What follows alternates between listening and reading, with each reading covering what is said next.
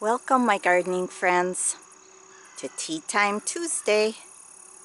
I'd like to take you for a walk around the yard and show you what's blooming and what needs doing. My front sidewalk path with annuals and perennials,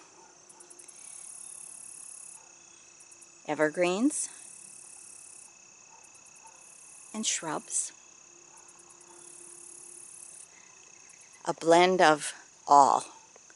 So I have color or texture in this front yard for most of the year.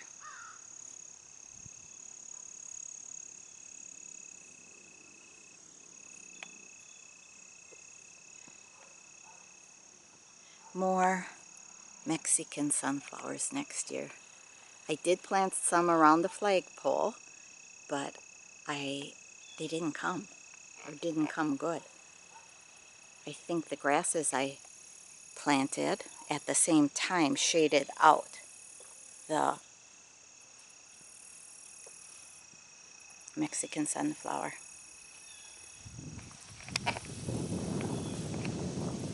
Beautiful. The temp has dropped. It's about 70 degrees right now. A breeze. Little humidity, very little.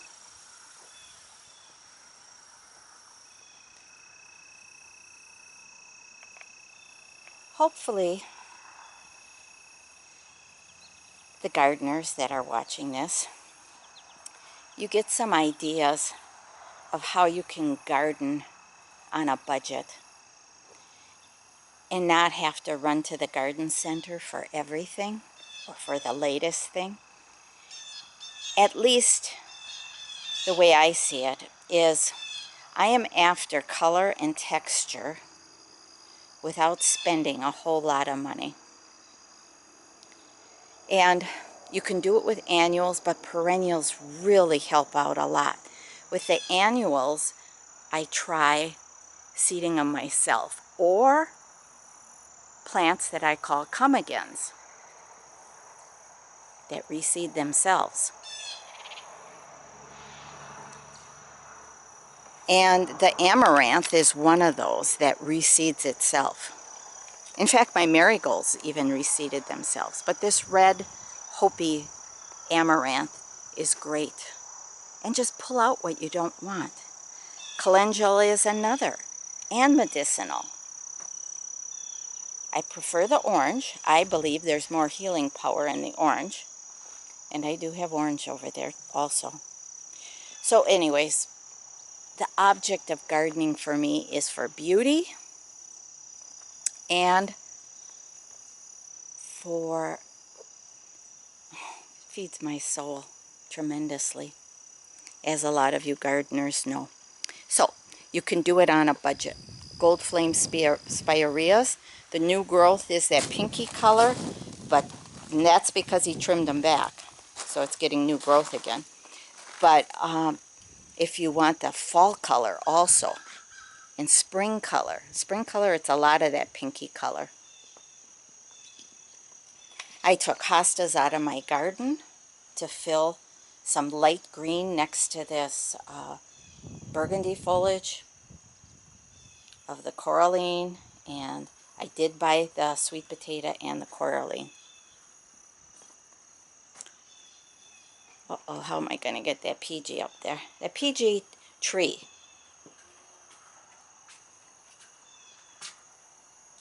So pretty. But it takes some training and pruning to make it into a tree. And some tying up. I do have a stake in there. Can you see the stake? And it goes all the way up, and I got the tip tied. But it's leaning. So I think I'm going to have to anchor, put a screw eye into the soffit and pull that post back to train it to be straight, because of course on the back side there is not much sun, so then it leans towards the front of the house. Okay.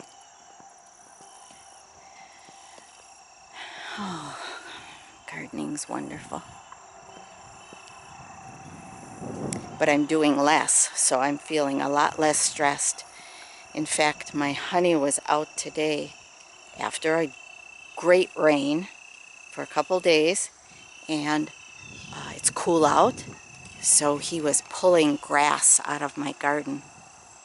Grass has that fuzzy foxtail on it, and so he's pulling that because he doesn't want it in his lawn. So he was out pulling it, and that really helps me because I wasn't going to pull it.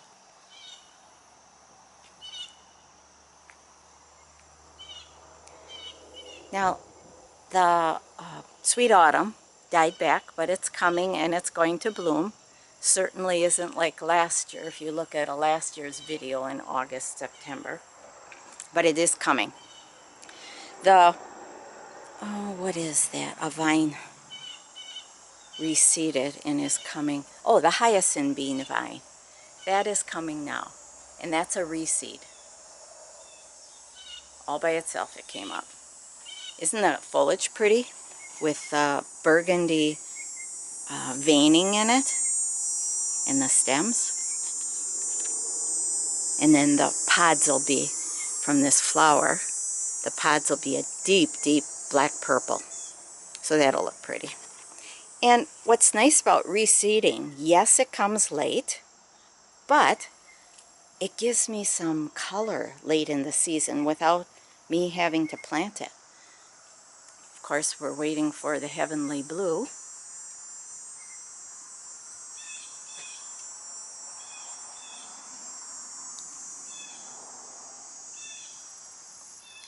Pots. I have less pots this year.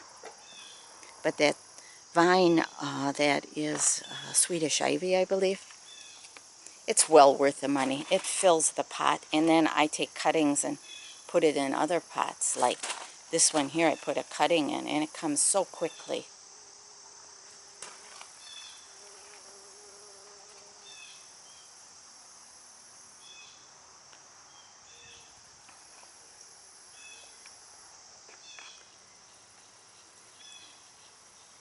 That's, oh, let's see. Lantana. It's setting more flowers now, branching out. So, and it'll even take a light frost, so it should be pretty for the autumn garden. Now, we've been getting a lot of rain and due for more. And these I use as house plants, the aloe. So I knock them on their sides because I don't want to take that saucer off. I have a hard time getting it to fit nicely. So I knock them on their sides so the water stays drained, and it's going to rain again, so I'm not going to pick them up. In fact, I am going to get them ready for bringing them in the house. And what I do is first I'm going to put them against the house where they will get no rain and no sun. So they'll get less and less light, and they'll be ready to come in.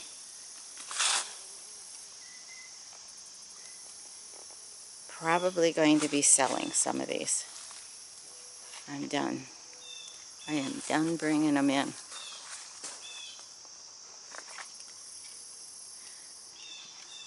Whoops, I probably moved too fast. Saving seed of perilla. Saving seed from the branch coneflower. Saving seed from fleabane and asters and mullein. Why? Because they're come-agains. That's why.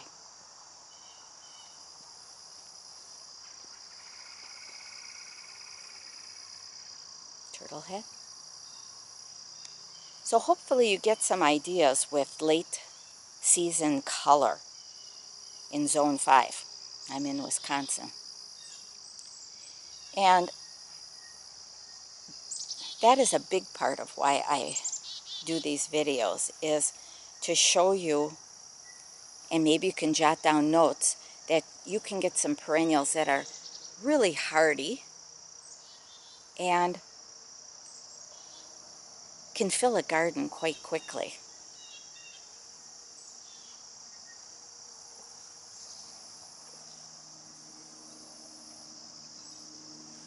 Whoop. Next year I am not leaving the milkweed grow so much in the garden.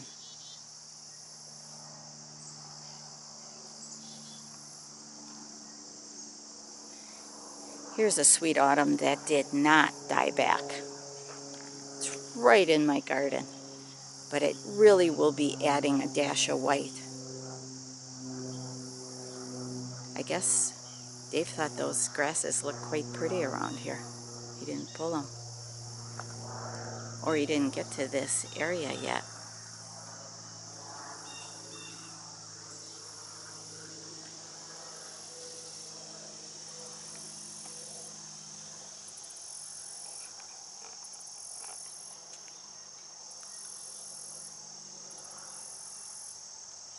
It's about 150, 175 feet of border that I have.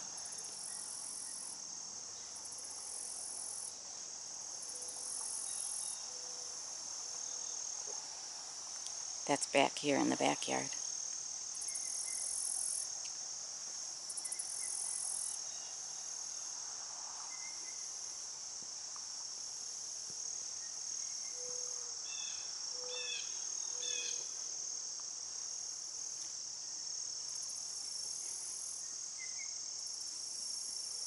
Now this is the wild goldenrod, which will get cut back. Don't want it to reseed. And it bloomed already. Now this is the fireworks goldenrod, and it will bloom soon. So as a perennial person, I tried to get color all the time throughout the season, throughout the whole garden. Many gardeners lose their steam right about this time of the year. So if you want a pretty autumn garden, plan ahead and get some late bloomers and do some cutting back so it blooms later. Cutting back until the 4th of July you can, and then your perennial will bloom shorter and later.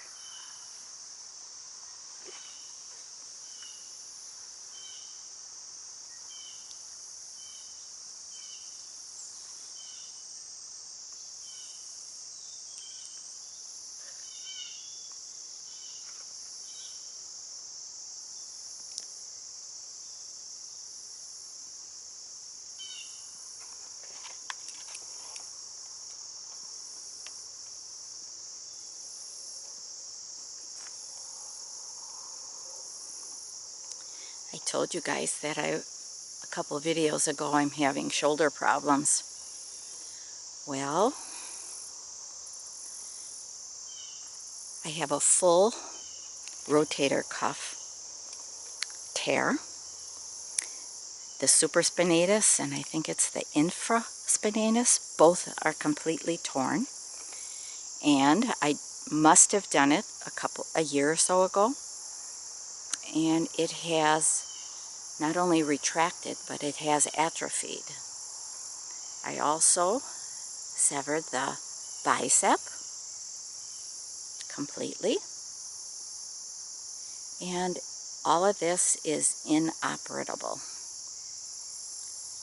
He is amazed at how I have functioned, much less carried on my strength. And I really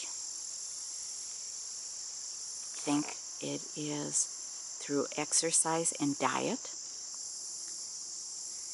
I can do, just to give you a little idea how much strength I still have in that shoulder, I can do full plank.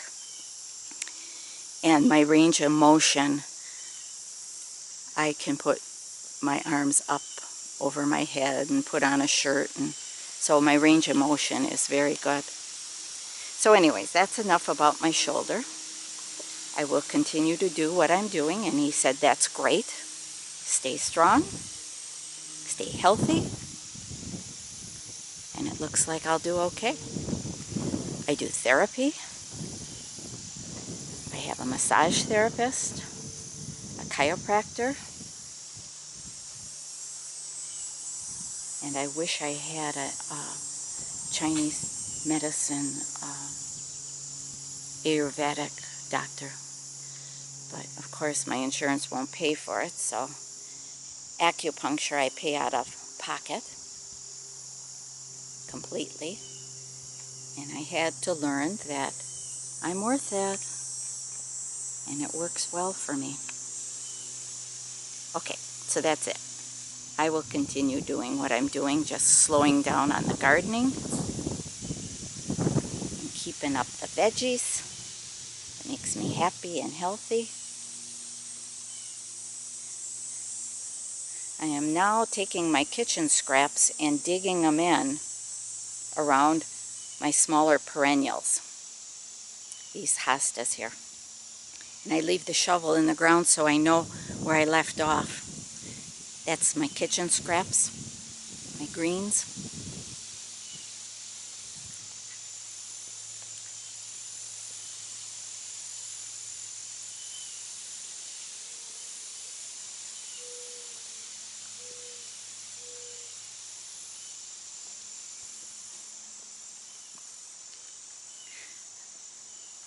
Okay, I put branches up on my peppers and support so the deer wouldn't eat them. And now the peppers are going higher than the obstacle I put there. So what I am doing is I have the raised bed chicken wire. Do you see that? Now I've gone about 2 foot away from the raised bed and put up more chicken wire. And I did that, and I'm standing right by it, so the deer cannot lean into the garden and eat my peppers. So we're going to try that. And I might take the branches off. I got to think about that. I am spraying my tomatoes, because they have blight, with Gary's formula from the Rusted Gardener with hydrogen peroxide. I do 8 tablespoons to a gallon of water. So it hasn't hurt them, so we'll see if it helps them. They're due for another spraying today. So it doesn't prevent it, he said. It kills the fungus spores. So you have to do it a couple times and then do preventative. Malabar spinach.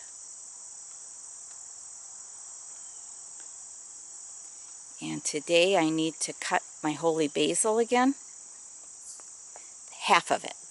That half I cut about 10 days ago. And then behind these calendula here, I have more tulsi, holy basil, and that gets cut. Just started flowering fully, so I can cut it. Nasturtiums. I am also harvesting some of my other herbs. The peppermint, spearmint. This is spearmint here. One of my favorites. Well, of course, they're all my favorites because I grow them. Flat leaf parsley's in amongst the onions. And sage. I'm going to be harvesting that. I wanted to wait until it started to flower, so I still have some left from last year, so I can wait for a while yet. It looks like I'll get a second picking from the Greek oregano. That's a good thing.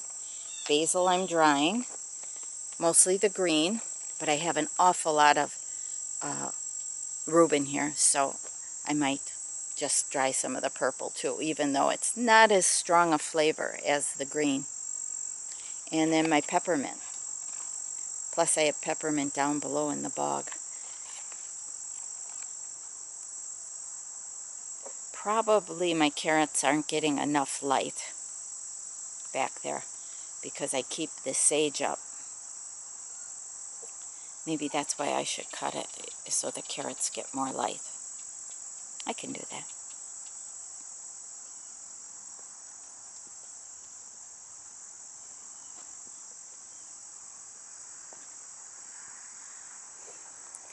Gary from the Rusted Gardener also said he's working on a formula for the cucumbers to see how much they'll take, because mine got a fungus now also. And I planted some new ones. Whoops, I didn't want you to show you my neighbors. And there they are back here.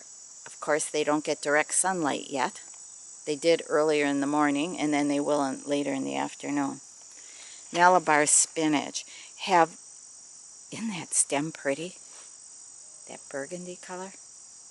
Have any of you freezed the Malabar spinach like you would the kale or the other greens? It's mucilaginous, so I didn't know how that would freeze. But it's worth a try because that produces a lot. And it's only me that eats it. And then if I give Mom some, but mostly me. These were planted about, let's say, 2 weeks ago.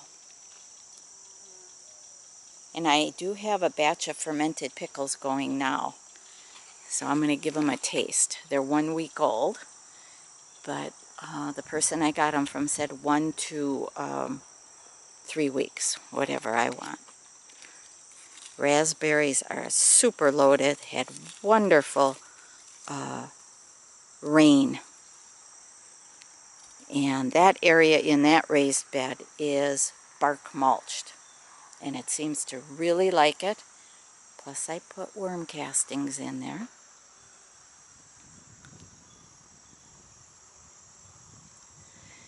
So that's it, my gardening friends. I hope you're still enjoying your garden and trying to keep it up. But do what makes you happy. I am. And that's going to keep me in this house a little longer. And yes, we're willing to pay people to help us. But it's trying to find people that want to work, even for money. And we were up to, I think Dave said he's paying like advertised or ran a little ad in our Craigslist or Neighborhood Watch for like $20 an hour. So, oh well, it's seasonal, I understand that. Thanks for tuning in, you guys.